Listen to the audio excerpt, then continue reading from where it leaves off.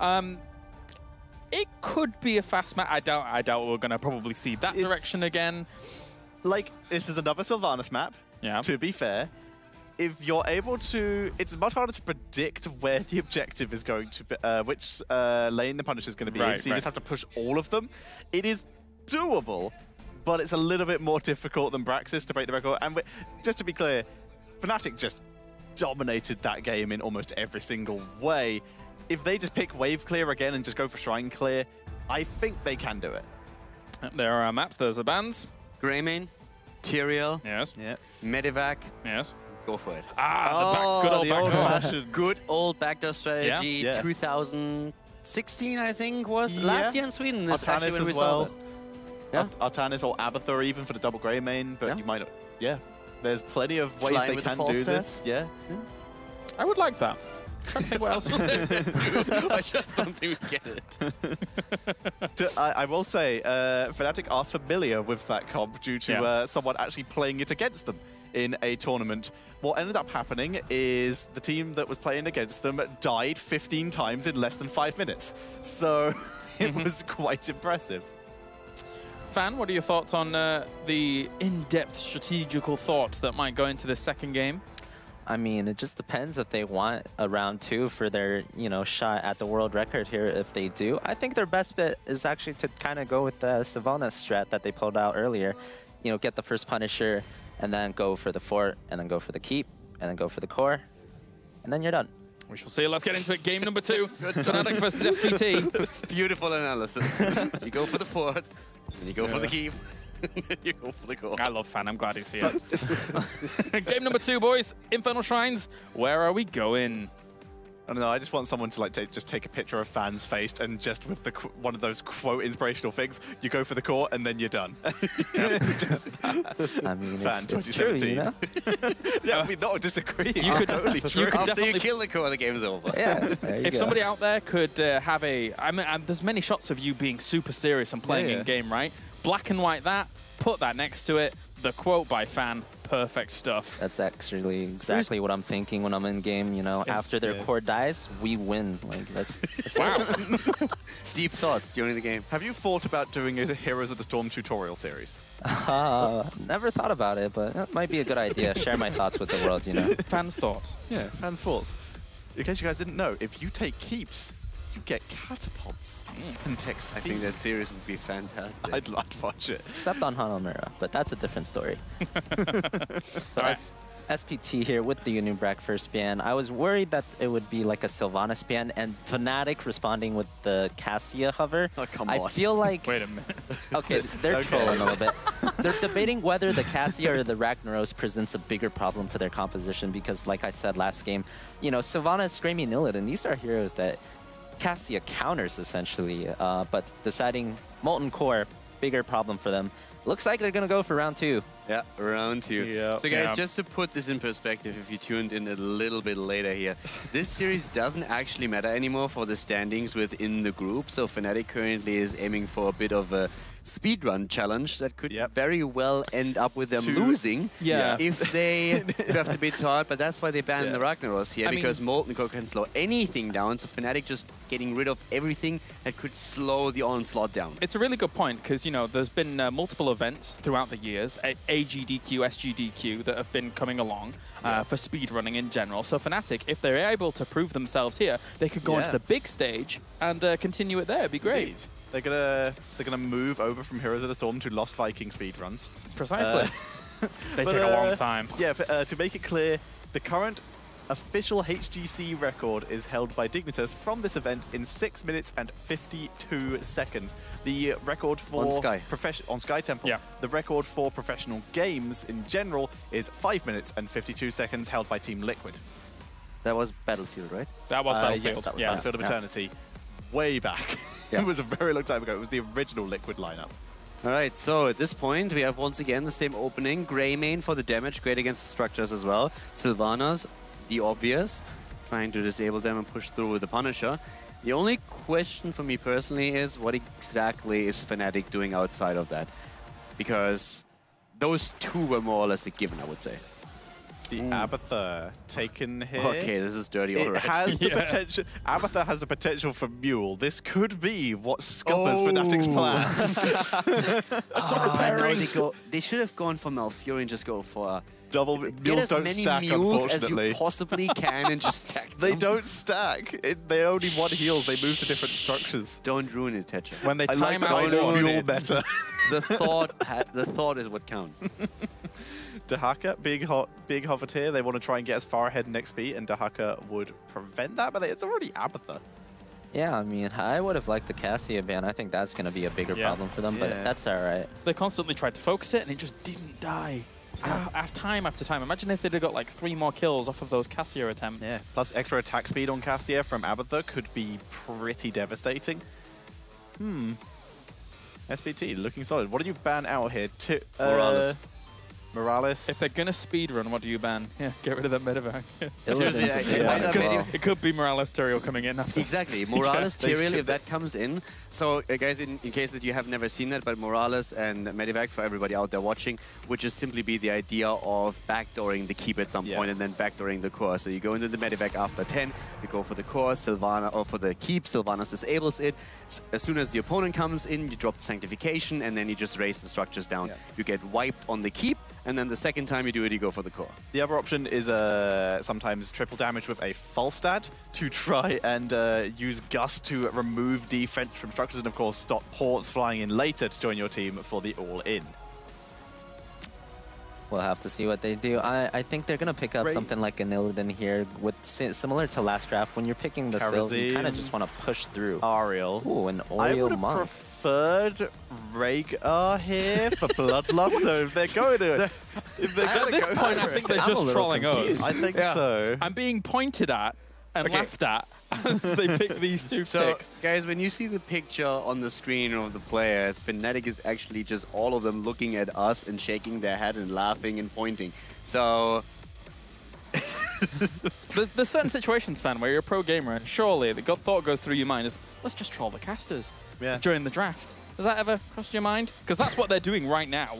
This is actually my advice. If that's ever crossed my mind, actually, but you're putting ideas in his head. I mean, that's fine. This is my advice for anyone who's making a new account and hasn't chosen the gamer name yet. You should pick stuff to troll. Ah, come on.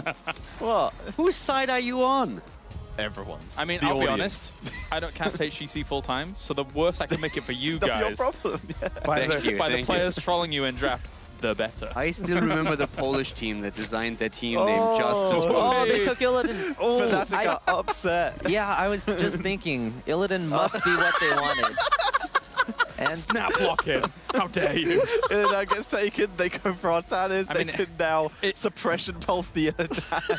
To be fair, guys, it breaks buildings really fast. It does. Amateur opponent is one of the best sieging things. Artanis is usually one with that Morales Tyrael comp. It's just missing the Morales Tyrael. So they're just using Sylvanas instead. They're just going straight for the core, taking the... But they have the most single target damage in the game in terms of Greymane Wolf form. They have some incredible structure damage in the form of Artanis with amateur opponent follow through. They have such good race potential and double support for sustain. We've said it a few times this tournament, but do we get resurrection? I guess, like, if they're going to pick it, this would be the time. Because if one person dies in the push, you just res them and keep going. You sacrifice Artanis into things. He's swinging around, he's flailing around, and then you just resurrect him and get him back again for more swinging about. Why does SPT go for Stitches, though? It's one of their sub-players' favorite heroes to play, I think. He's a bit limited on the heroes that he can play right now, but Stitches is one of his better ones. Because, I mean, you get a slam build, you have the AoE, I get that, but look at all the rest they have, and just imagine them with a different tank there. Predictions? Fnatic are playing terribly. There's no way they could possibly win this. I'm going for super perfect team. Precisely when it comes to the timer. Let's go. Screw Fnatic, go China, SPT. Next one. I'm really disappointed in Fnatic's draft there. You know, I saw the solo Illidan coming, but you needed to pick the Illidan. The Illidan is the crucial part of that. Should have picked the Illidan in the 3rd pick and then the Monk last pick. Amateur mistake by Fnatic, but I'm still going with Fnatic here. Come on, Fnatic. You can't back out of it now. Last game, I thought there was no way they could win, and Calarius didn't do his core thing. Can we overrule him? Do you have a veto? Can production overrule him? Do you have a veto to overrule Fan? Yes, I do. I'm not sure what happened because I've been paying attention to Breeze the whole time, and he's doing this bow motion, and I'm not sure. I think that's Sylvanas. That looks like Sylvanas. Just shooting Breeze the on walls? Sylvanas. Is that what I'm getting here? Okay, I want to change my vote. Breeze is playing. You're playing Sylvanas. Yeah. Yeah. I want to change my vote. Yeah, this is going to be horrible. Right this is a terrible Oh, no, time. actually, I'm good on my vote. No, you're super perfect team. It's okay. All right, anyway, we're done. We're done. Let's go over to the commentary team. It's going to be game number 2 here between Fnatic and SPT. Well, that was a draft. That was a draft. And that was some analysis, that's for sure. That's good. The best of the biz. There we go. Let's go ahead and get set up for this match. And I'm just excited that Fnatic has finally started picking god tier heroes like your boy Artneys here on the left side. Why am I on the desk with this one? Dude, you're about to get some talent build information. Quacknix is playing the Greymane, Breeze on Sylvanas, Schwimpy on Karazim, Smexy on Oriole, Wubby on the best hero in the game, Artanis. Better than Chromie? Better than Chromie. Wow. SPT in the red, hoping that they could beat that Artanis. ZZH playing Uther, Melody C, Genji, Xiao playing Abathur, Simba on Stitches, and Wings, Illidan. Help us, SPT. You're our only hope. Let's see if SPT can pull this off. Obviously, looking at their draft, they have a composition that can be pretty scary. The Stitches being a bit of an interesting pick overall, but one that can be very effective if he lands those hooks. Here comes a big push. 5 people in the bottom lane. They are charging forward, and they will break down the turret.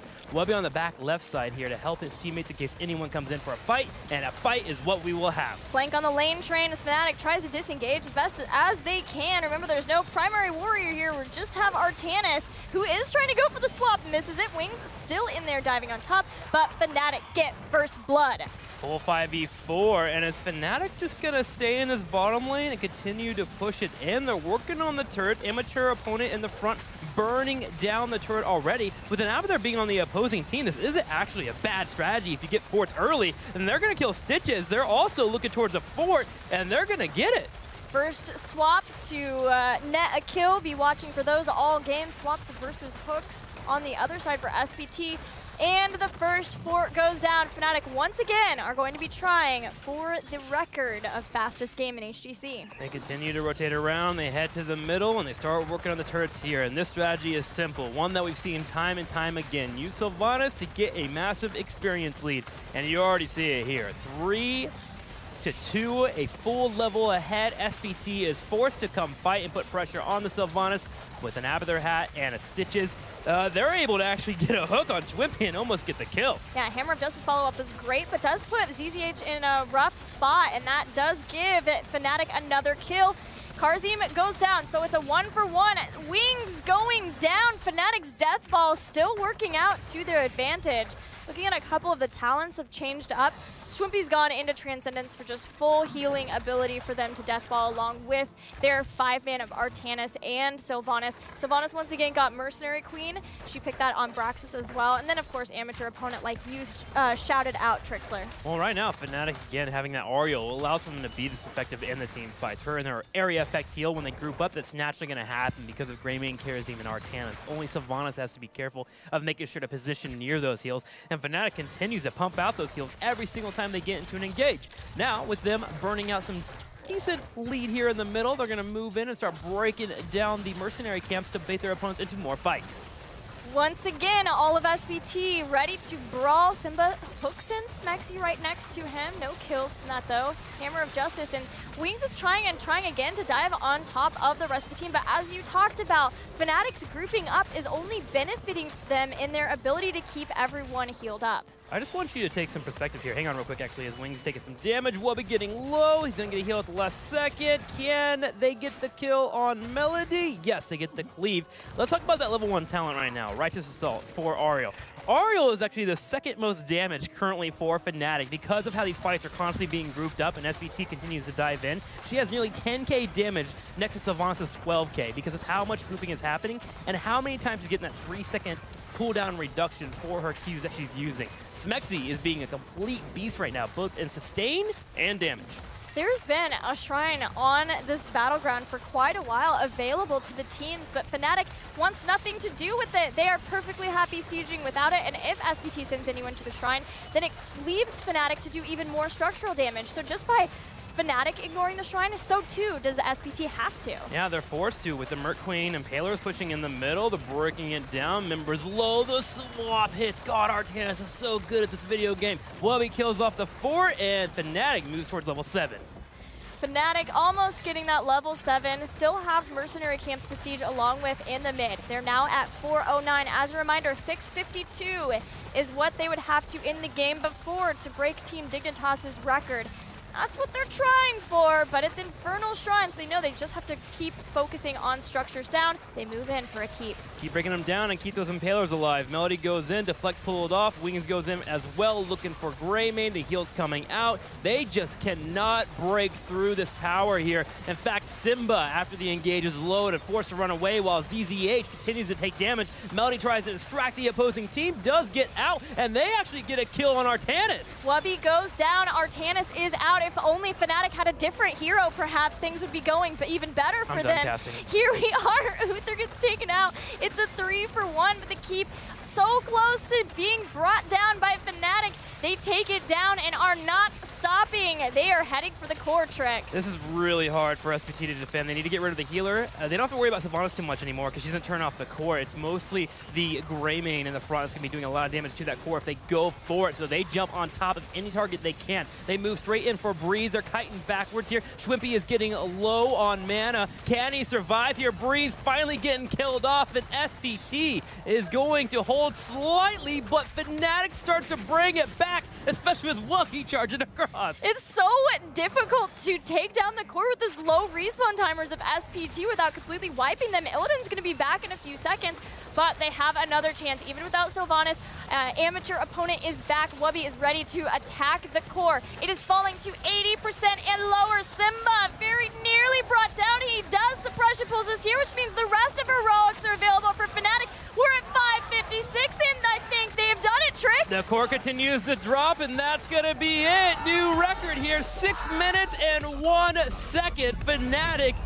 does it. They win the series 2-0, and they break a record. Look at Breeze there showing off his bow and arrow skills. Quackness, I guess those are dancing skills. Showing off the moves overall. And Fnatic, man, they pull it out well. But SPT, they were holding in there, man. Abathur was working on trying to get to level 10, but it just did not occur.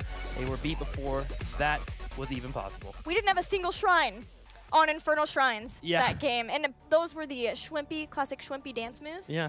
That he did. I think that was at Gamescom. He brought that one out when Dignitas beat Misfits at the time, now Team Liquid, which gave them another chance to qualify for BlizzCon, which they took. Fnatic claimed the record of fastest game in HGC at 6 minutes, 1 second to be exact. Congratulations to them. I know that was even more important to them perhaps than a tournament victory. Yep, and they did it all with Artanis. Let's go ahead and go back to the concave and get their thoughts on that match. Considering the huge disappointment there of game number 1, it seems Fnatic was able to save face there in game number 2. They've done it. They've done it. May I list off a couple of things that happened in that game? There was a few. Okay, so the first thing that caught our eye was possession. Yes. At level 7, I mean, which did actually do something in the game where they were able to take 2 core hits with the minions they took. And then they went for Resurrect, and then Ariel instantly died before she could res anyone. I don't know if that was the dumbest or the best thing that I've ever seen. Yeah, that's one way to describe it. I'm still on the fence. The funny thing is that there was actually a pretty solid game plan, Fan. We noticed that they were going from fort to fort to fort to open up as many as possible just in case the Punisher would open on the lane. Then it opened on exactly the wrong lane that they wanted it to open on, so they couldn't really use that. Yeah, that's unfortunate for them. I think the top Punisher was probably the worst one. You saw them focus down the bottom fort, and then they went mid in the end. So a bottom Punisher with the fort down would have definitely secured it for them. A mid Punisher would have helped them a lot too. But in the end, it spawned top. I think it forced them to go to their plan B, just get the 6 Khazra camps with the Mercenary Queen and then push that way. So you're saying there's potential for improvement? Definitely, definitely. Less than 5 minutes. Wait, was it 6 minutes and 1 second? 6 minutes, 1 second, new record. It beat it by 51 seconds. Yeah. So actually, I've been told that as much as we didn't have a replay ready, I think we can look at the last fight and we can highlight the fact that Artanis is pretty good in these situations. Yep, that's perfect. Let's play it on here. So we see Melody C getting taken down by Quacknix here. They're chasing down the Uther, take him down, but that's not the important part. You got to look at the timer. It's 5:31. They have 1 minute and 20 seconds left here. And notice Fnatic did not make the mistake they made last time. Last time, they all focused core. They got a bit antsy when the timer was counting down, ignored the heroes. This time, you see the Simba target calling. You have to kill the heroes. They have like 5-second death timers, but you gotta kill them anyways or they're gonna kill you all. The Stitches kill there gets them level 10. That's super important. Wabi drops the blind there, and then they switch focus on the core, and that's just enough at the very end to kill the core. So very good execution by Fnatic at the end there. I just noticed in the last second a mule dropped on, just in case, to attempt to help. But we are joined indeed by Quacknix. Congratulations on your hard-fought 2-0 victory there, but realistically, game number 1 was a huge disappointment, and you should be ashamed of yourself. Yeah, I know. I mean, obviously we're trying to set the world record here, and the first game we got a bit eager, trying to push core at level 4 or something. Yes. It was kind of hard, but we just focused on next, and we had a plan. So the plan is basically to get bot wall, or like aim to get 2 walls. Yeah. So we want to get bot wall, and then obviously we'd kill them, so we went for the fort because it took like 10 seconds extra. But then bot wall, mid wall, and then just hope that the shrine spawns on either of those 2. See? Worst case, just like I said. But it didn't. And then just, you know, try to get objective. Maybe if we can even set, if it's mid, like set up double, what is it called, siege giants. Yeah. And just try end with it, but didn't go exactly as we wanted it to, but we're pretty happy with the result anyways. Yeah, guys? I mean, that game 2 was pretty close there in the end. Was there any moment where you felt like you were not going to be able to execute in the second game? I mean, obviously we were a bit scared of managing to accomplish what we wanted, which was ending faster than Dignitas. But we just had to, like, kite them and fight them. Like, when Illidan and Genji goes in, we just have to kite them, because then Uther and Stitches won't be doing anything. They'll just run, don't do anything. So we just have to fight them off, either kill them or just fight them off so they can't go in again, because we have double support, we have the sustain. So just back and forth, and when they're too low, we just push it to the limit, or even kill them and push it to the limit. Kaldor, anything? Now that we have seen Breeze on Sylvanas, what are you going to play in the future? I mean, there's a lot of interesting heroes to come, I guess. But, you know, here we're just aiming to set the world record. Yeah. Sadly, I'm sorry. I just want to say I'm sorry to my fans, or our fans. I know we came out as a big disappointment today, but we will do our best the next time. Do better next time, hopefully. But, you know. My final question is that now that you've got your 6 minute and 1 seconds, do you feel like you've solved the speed kill meta? Do you think you are at the pinnacle of the speed kill meta? Yes. Perfect. Thank you very much, Quacknix. We shall see you in the playoffs as we continue things on here for the mid-season brawl. Let's check in with the groups and see how everything has gone down so far. Group A looks like this. And Fnatic was able to actually bag themselves 3 points during all of that. There was some serious notion in that. By the way. Yeah, there was 3 points. And that puts them 1 point behind MVP Black. So that is our Group A standings confirmed.